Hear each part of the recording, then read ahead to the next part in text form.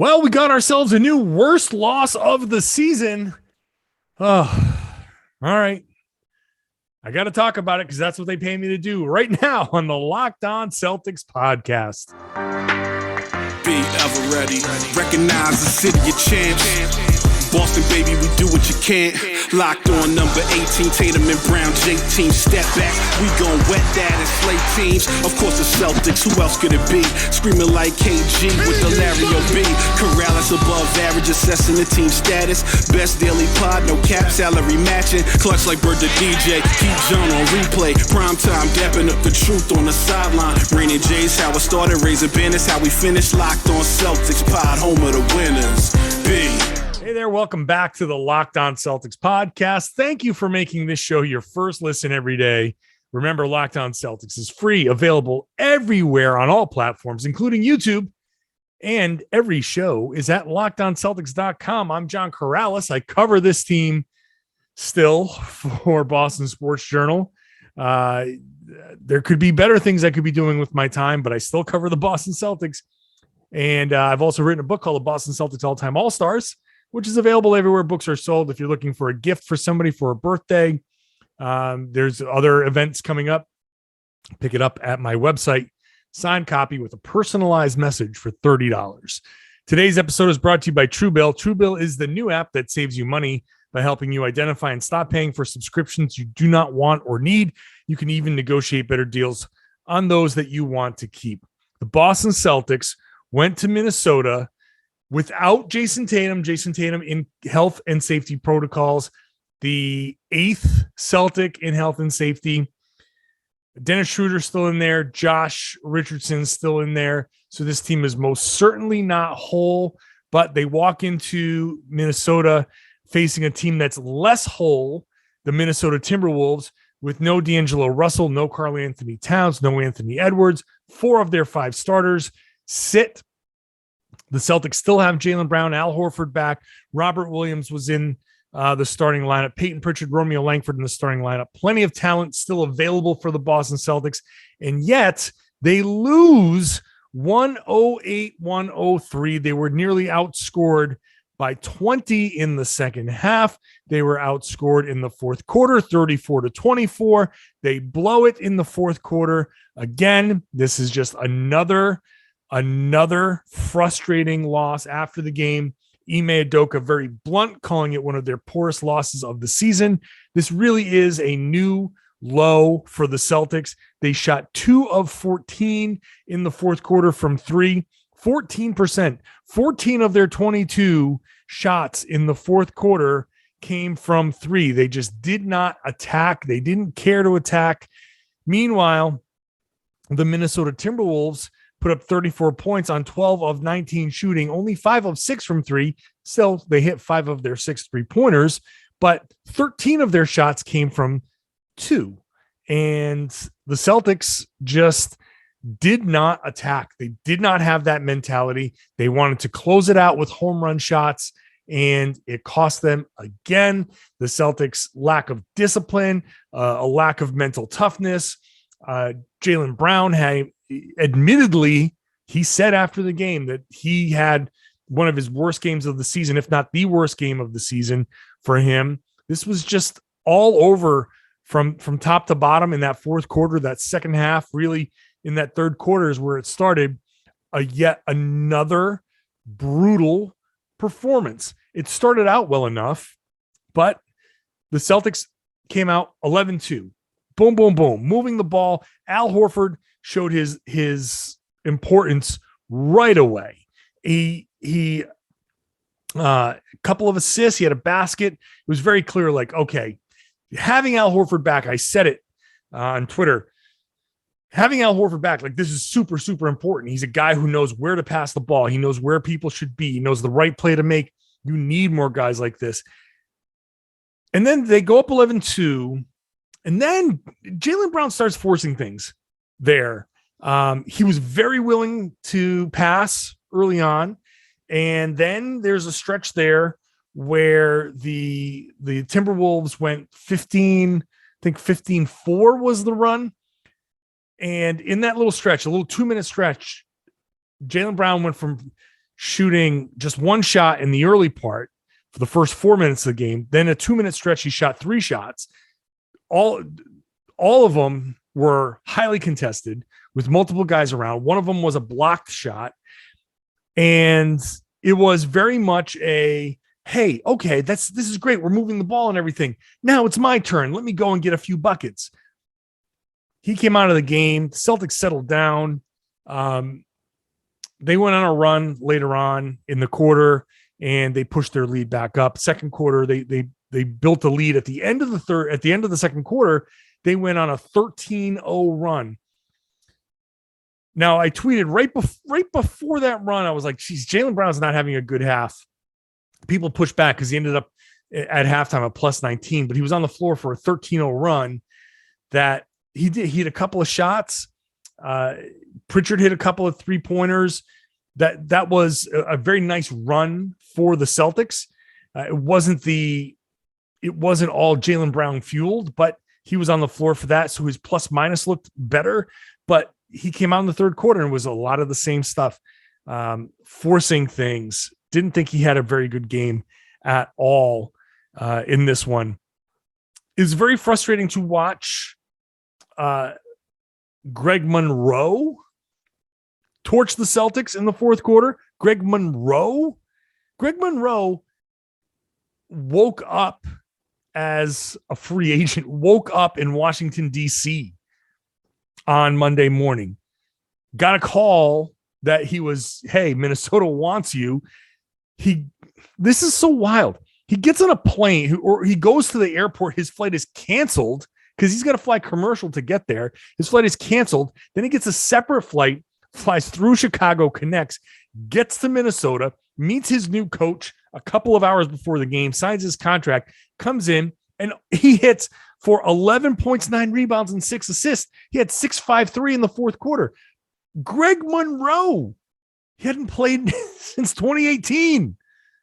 Greg Monroe came in and crushed the Celtics. Jaylen Noel was the better Jaylen in this game. 2 dudes named Jaylen, Jaylen, and it wasn't Jaylen Brown who played the best. He did have 26 points. He was 8 of 13 from the line. So he went to the line 13 times. That's great. Hitting just 8, you miss 5 free throws. That's not great. He had 10 rebounds. He had 4 assists. He had 6 turnovers. The 6 turnovers, 4 came in the first half. They were brutal. 2 of them were the ball just flew right out of bounds. The third one bounced off of somebody, if I recall correctly. The fourth was an offensive foul, completely out of control. Meanwhile, Jaylen Noel, who the hell is Jaylen Noel? 10 of 18, 6 of 9 from 3, 6 rebounds, 3 assists, 29 points overall, 6 3-pointers off the bench for Jaylen of the Timberwolves. And this is Nathan Knight. Who the hell is Nathan Knight? 20 points, 11 rebounds, 4 assists, a steal, a block, 8 of 11, 2 of 2 from 3. Who the hell is this dude? How are you losing to these G League guys? How are you losing to guys that Greg Monroe even said, he goes, yeah, Jaylen had a great night. But I have to say, I didn't know who he was before tonight. The dude he just met this guy. He shows up in Minnesota. He's like, hey, how you doing? Jaylen, no. Okay. I don't know who the hell you are. Oh, okay. 29 points for you. Great. I mean, all the way around. So what happened? What were some of the bad things here with the Celtics? Juancho Hernangomez. I feel like I owe people an apology, even though what I said for Juancho when I suggested over the summer, hey, you know what? Why not take a flyer on Juancho Hernangomez? That's what a flyer is. You have money to spend. You have a traded player exception. You have this opportunity to bring a guy in and see if he's good or if he's not. That's what a flyer is. The flyer has failed. Juancho has been horrible. The minutes that Juancho was on the floor were just unreal, poor, bad, whatever you want to call them. He was 0 of 3. His defense was insane. I don't know how he was only a -3, but the Juancho Hernan-Gomez minutes were no good. Juancho should not get any minutes anymore. I don't care who's out. I don't care how many guys are out. Juancho is done. Don't play him. Play Sam Hauser. Play anybody else. Do not play Juancho Hernan-Gomez anymore. It's the flyer has failed. I don't care if they have 8 guys and 3 guys foul out. I still don't want to play him. I'd rather play 4-on-5. That's what you're playing with him on the floor anyway. But I think Ime thought, like, I gotta go with somebody. But so Juancho was bad. Peyton Pritchard, my other beef, and this is with Ime. 44 minutes for Peyton Pritchard. I know you didn't have another point guard. I know. And early on, Peyton was playing well. You took him off the floor, and the other team makes a run. And you're like, I can't take Peyton off the floor. However, it is unfair, patently unfair to Peyton Pritchard to play him 44 minutes when you start the season not playing him at all and have him barely playing any minutes. And then you start to ramp him up a little bit and you go, okay, here's 15, here's 20. And now, boom, here's 44. And it's like, wait a minute. Of course he was gassed. And he didn't take a ton of bad shots. He was 5 of 14 from 3. 14 3-pointers is a ridiculous number, but that's what he's out there for. And he still almost shot 36%, which is the bottom end of acceptable. But it's still Peyton Pritchard. Like, you want him to be shooting over 40%. And I think if he wasn't so damn gassed, he would have. I think he would have shot over 40%. Or at least he would have hit like one more of these, or 2. If he hits 2 more, he hits 50%, right? He was short. He was online, but short on all of his 3-pointers that he missed. So I think he was just gassed. He was done. I think it was unfair. And I understand. I'm not trying to be like, Ime, you suck for doing this, but you have to, at the beginning of the fourth quarter, do it just like you did in the first half. Play him the whole first quarter, sit him down for like 3 or 4 minutes, and then bring him in to give him some rest. Just give him something. But he didn't. And I think it's because the third quarter was so bad that it was like begging anybody on this team to just let's somebody close this out for us. I'll get more into some more of the individual stuff later on in the third segment. I'll talk about these guys, just this being who they are. And something Jaylen Brown said that just it doesn't sit well with me. That is coming up next. First, I'm going to tell you about TrueBill. Do you know why these subscriptions that you keep signing up for, these free trials, keep renewing without your consent? It's because it's a scam. These companies make this thing so you can forget. They purposely set it up for you to forget. That's why TrueBill exists. It's a shame that there's a market for an app like this, but it's a good thing that an app like TrueBill can help you identify and stop paying for these subscriptions, the ones you don't want, you don't need, the ones you forgot about. People can save, on average, about $720 a year with TrueBill. Companies just make these things hard to cancel. TrueBill, just you link your accounts, they cancel your unwanted subscriptions with one tap. It's very simple. And they have TrueBill Concierge, which will cancel unwanted subscriptions so you don't even have to think about it. I have gone through this before. I have to go get on a phone, get through one of those little bot chats or whatever. It's a pain in the ass to get your money back. They will help you avoid that. They've helped over 2 million users save over $100 million. So go to truebill.com/LockedOnNBA. Do not fall for these subscription scams. Go to truebill.com/LockedOnNBA. Could save you thousands a year. truebill.com/LockedOnNBA. And thank you for making Locked On Celtics your first listen every day. How about making Locked On Now your next listen? So Locked On Now is a nightly recap of every NBA game with analysis from our local reporters. When you see me tweet out those videos, those quick late reactions after the game, a couple of minutes of my quick thoughts, we're all doing that across the network.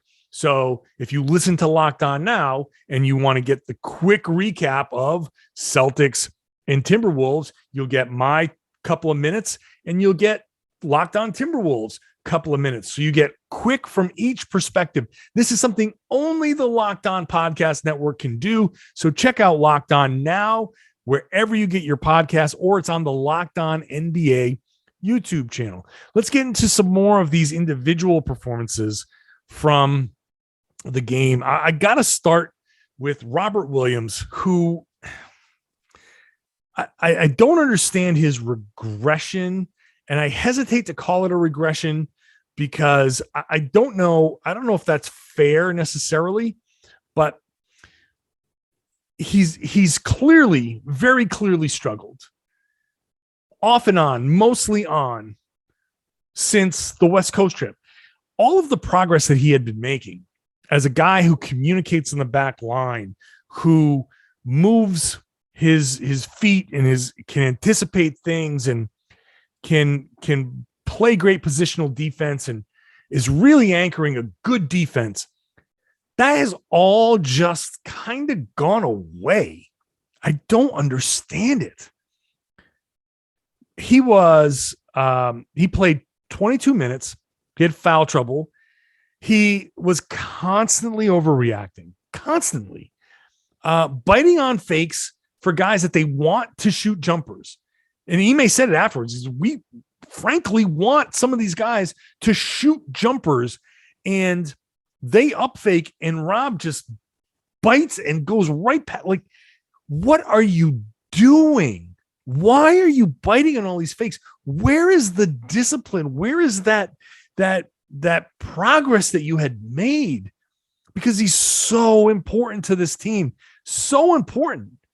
And yet in this game, he wasn't on the floor long enough to make as big an impact as he could have. 4 blocks, 1 steal in 22 minutes. He should have been on the floor for 35 minutes in this game. He still had 11 rebounds and 3 offensive rebounds. No assists. This was an opportunity for him to get out there and kind of help facilitate the offense. They needed somebody to be a passer. They needed somebody to hit guys with passes. I talked about Peyton Pritchard, and weirdly, if Robert Williams had been on the floor, you could have gotten away with a lesser point guard if you just get somebody the ball to bring it up, make a move, make a pass, get it up to Rob in the high post, and then cut behind him off of that. You could have made do for like 5 minutes of running the offense, very Jokic-like, through Rob at the top, where you don't need a true point guard. You just need a good enough ball handler to bring it up just in case there is pressure, in case they decide to go full court. You could have done that, but he wasn't on the floor long enough to do that. I don't know what the problem is with Robert Williams. It's almost like a delayed contract reaction. Like, he went through a month plus of being really, really good, and everybody saying, wow, this might actually be a bargain contract. Now all of a sudden it's like, oh, he's kind of back to his old habits, and it's mind-blowing to me. On the flip side, Al Horford I thought was great. I talked about him earlier, working the ball around early. It's very obvious that having Al on the floor, he can find the right players, he can find the right people. He knows to move the ball. It's like, okay, it's been on this side for a while. Let's move it and get it to the other side and get the ball side to side. Let's get something going here. He has a very good knack for that. He had half his threes. He also had a steal and 4 blocks for him. So that was a big deal. Actually, he had a steal and 1 block for him. Sorry. But a great night, I thought, for Al Horford for the most part.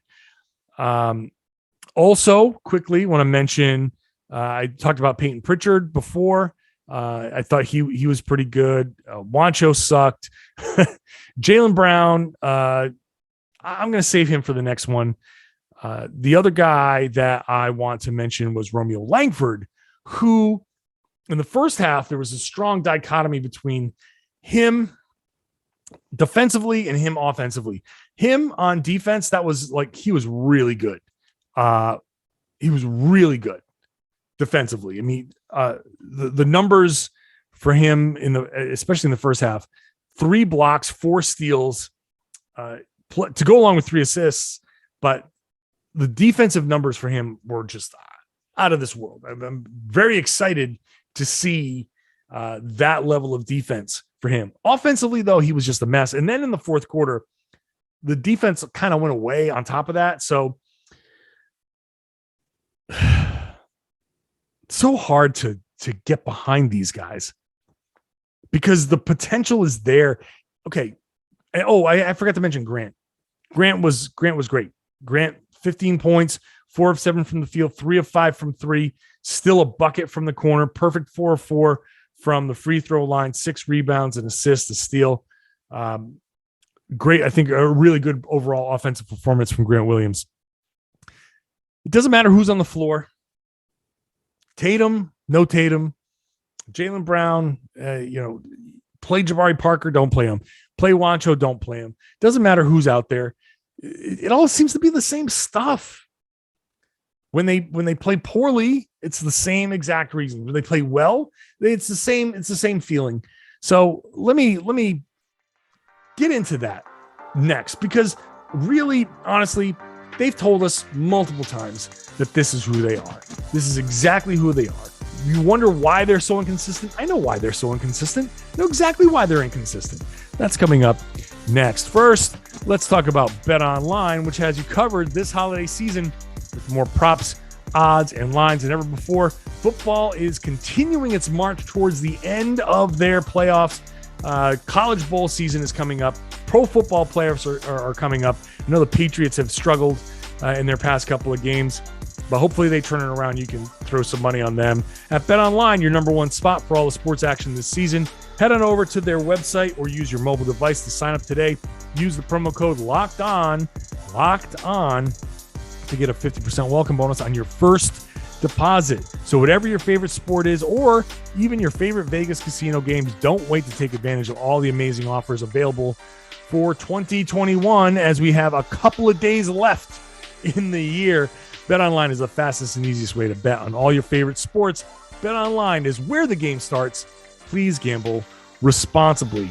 Also, my friends at Crack Sauce, CRAIC, Crack Hot Sauce, are making a fantastic product. If you like some heat in your food, but also some flavor, this is going to accomplish both goals. And here's the best part: made locally, right here in Massachusetts by a Boston Celtics season ticket holder. Support one of your own fellow Celtics fans and support a Massachusetts business hiring Massachusetts people and getting their ingredients from Massachusetts farms. From growing their own peppers to their locally sourced ingredients, they are in there working hard day in and day out to create versatile, multi-dimensional hot sauces, not just some big bottle of red hot stuff that's going to challenge you and torture you. That's not the goal of Crack Sauce. They go from hot to mild, but they produce lots of flavor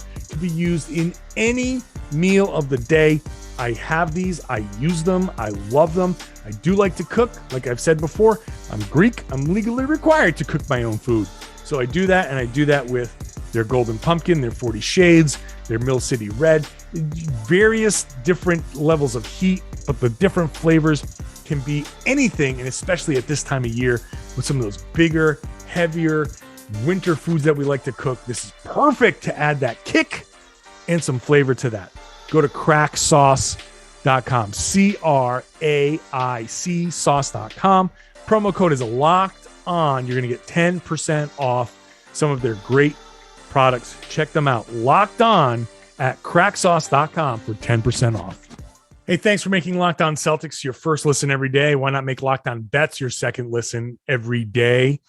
Hosted by your boy Q and Lee Sterling. They've got you covered. If you want to throw some money down at BetOnline, you can listen to their podcast, get some great advice, and who knows, maybe they'll help you win a few extra bucks to make up for what you spent over the holiday season. So check them out. Locked On Bets, wherever you get your podcasts. All right, so we always want to look at well, the Celtics are so inconsistent. Why are they so inconsistent? Why? And the answer is very simple. After looking at this game, it's very obvious that this is just who they are. And the worst of their habits is who they are. The fourth quarter, relying on 3-point shooting, the hero ball, the ISO ball, all of those worst things, all of those things that get you into trouble. The defensive lapses, the Robert Williams, like biting on up fakes and chasing down, trying to chase block shots. That's who he is. He just wants to block shots all over the place and run and jump and just do what he doesn't want to be disciplined and sit there and talk and do all this other stuff. He doesn't want to do that. Jaylen Brown, Jason Tatum. I know Tatum's been out. Tatum just went into protocols, but you can go back to the Milwaukee game. But definitely Jaylen in this game, this is who he is. He doesn't want to be the guy who has to set everybody else up. You know what the right thing for Jaylen to do in this game was? To understand that he was going to be the focal point and maybe score 17 points, but have like 11 assists or 6 assists and a bunch of hockey assists and just really soak up all the attention and then pop that ball around and move the ball, drive and kick, swing, all of that. And force a basically team of G Leaguers to make decisions early on. That 11-2 run early on, and later it was a 15-2 run afterwards. Every run that they made is very simple. Minnesota is not cohesive enough to play good defense. They had Greg freaking Monroe, who hadn't played in a couple of years and has never been really a great defender, and you still couldn't score against those guys because you didn't put any damn pressure on them, because they don't want to put pressure. You just want to hit home run balls. They just want to hit the 3 ball. That's who they are. The good stuff, the good play that they put out there, that's hard work. That's not stuff that they like to do. That's when they have to put on the suit and go to work and comb their hair, or if it was me, polish, shave my head down, get a little fuzz there, maybe buff it out a little bit, get some creams in there, cream up the beard a little bit, get some oils, really just dress it all up. That's the good stuff. The great games, the first 2.5 quarters against Milwaukee, the wins that they've had against Miami, all of the great wins of the season. That's when they have to put in the work, and they have to super focus. And that's when they're not just relying on their old habits. They're not being themselves in that way. That's just anybody you're watching this, you know exactly what I'm talking about. You have been in these situations before. A work thing where you have to talk or give a presentation, right? A wedding, any kind of function, we have to dress up and you have to be on your best behavior. That's when the Celtics are out there playing their best. But let's be honest, what they really want to do is take all of that stuff off. They want to shotgun beers and they want to go, do like crazy stuff. That's who they are. This is why they are inconsistent. They're inconsistent because the good stuff is not who they are. The good stuff is the fake stuff. The good stuff is the hard work that they don't really want to do. The good stuff is when you have to sit there and study and cram for a test. And if you put in the work and you actually do all of that stuff, you're going to get good grades. But what they really want to do is kind of screw around and cut class. And that's when they get their C's and their D's and their F's. And people don't understand. People will sit there and say, like, I don't get it. Sometimes when he really focuses, he could be really good. But when he doesn't, he's like, pfft. And if you think, this exact, I know that because people have said that about me. But that's who the Celtics are. This is the reason why they're inconsistent. The bad stuff, the bad habits, that's what comes naturally to them. Jaylen Brown, I said yesterday's podcast, if he's going to be the pick and roll ball handler and you're running it with Jason Tatum, you gotta have your head up when you're using that pick. You can't have your head down trying to turn a corner, but he has his head down trying to turn a corner because that's who he is. He's just a scorer.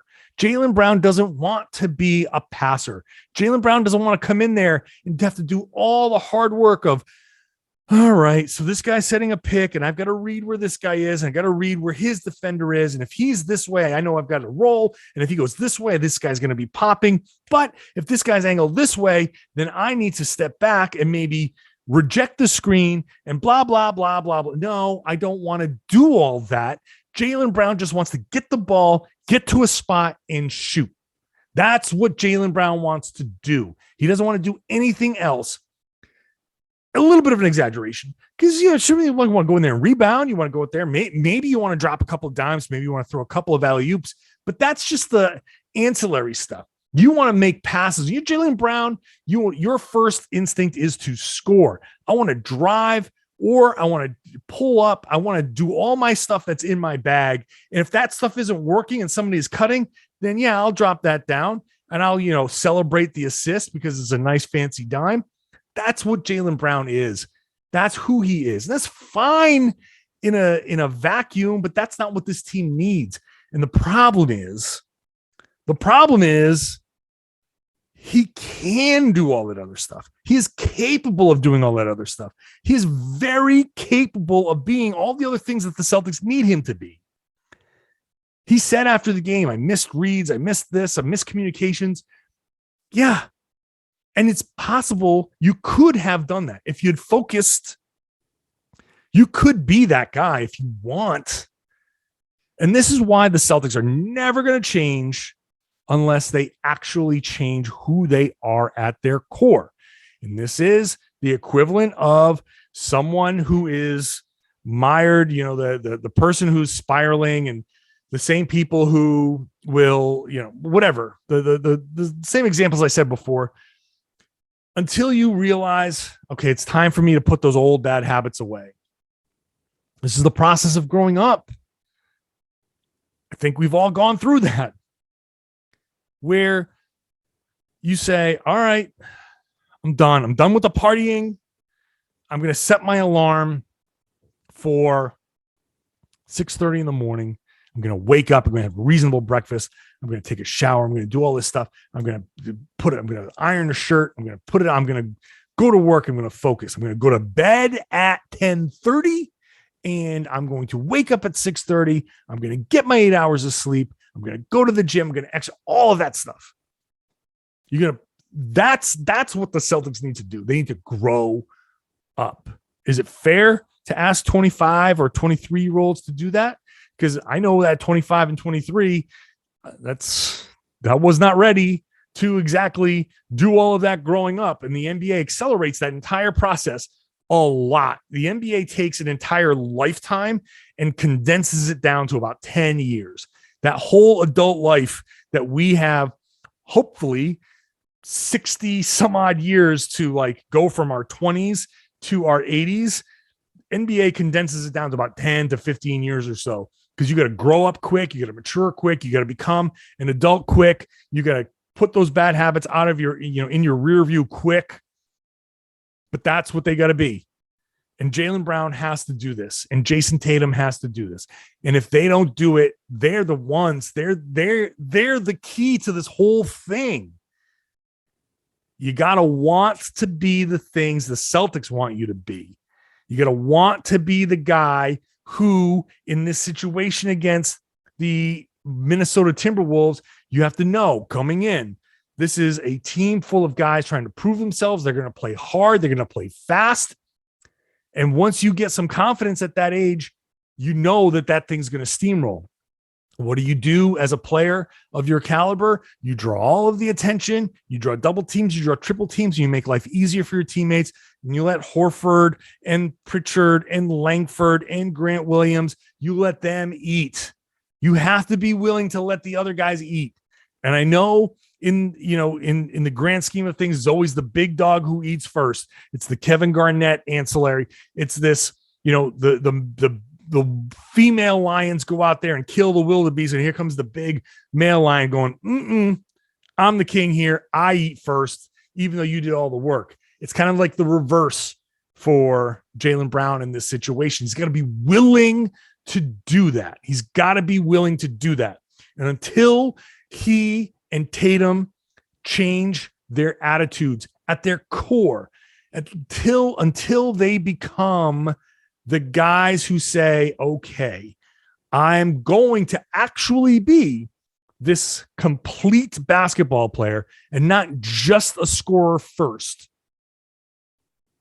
the Celtics are going to be who they are. They're going to be this 500 team. They're going to keep doing this. I'm going to wrap up with this. I asked Al Horford after the game, I said, where does this have to come from? Because you guys keep saying the same things. We've been here. It's game 30. Was this 36 was the game? We're close to halfway through the season. We've been here before. And we've asked a lot of the similar questions, and you've given a lot of the similar answers. So where does this have to come from for it to actually change? Is it you? Is it Tatum and Brown? Is it the coach? Where does it have to come from for this to actually meaningfully change?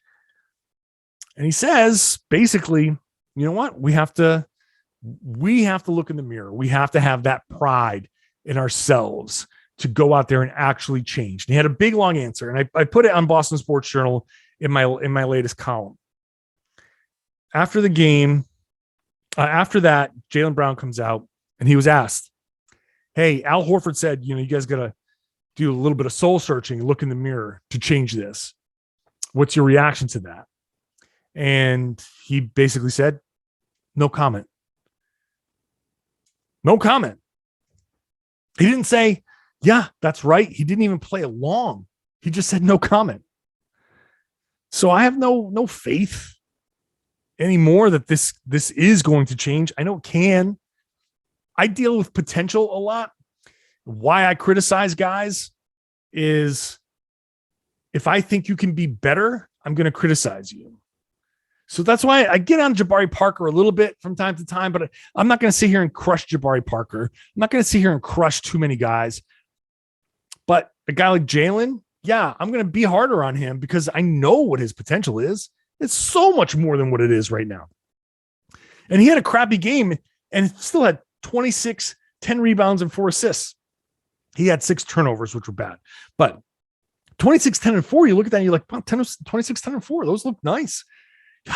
He's so good that a bad game is 26, 10, and 4. Imagine how good he can be. That's why I'm hard on him. That's why I'm hard on Tatum sometimes. I'm hard on these guys because I know what they have the potential to be. That no comment is disturbing to me because I know what he can be. And he's just, I don't know if he's just upset, and I can very easily just blow it off and say he's upset and he whatever. It's hard when you just come out of the game and you're feeling like absolute crap about yourself there. I get it, but Al Horford was right. You got to look in the mirror. You got to change who you are as a basketball player. Your motivations as a basketball player have to change. You have to get in there and want to do the things that they want you to do. Because Ime's right about what these guys can be. That's going to do it for the show. Wow, I talked for a long time. These are the tough times for the Celtics. See if they can turn it around. I say that after too many shows, but we'll see. All right, I'll be back tomorrow for another episode. So make sure you're subscribed. If you are new here, please subscribe. If you're new to the YouTube channel, especially there, please subscribe. Would love to get you there on a more regular basis. If you are on either, if you're a subscriber, I would love to get you to spread the word. Tell people that they should be listening to and watching the Locked On Celtics podcast here on the Locked On Podcast Network.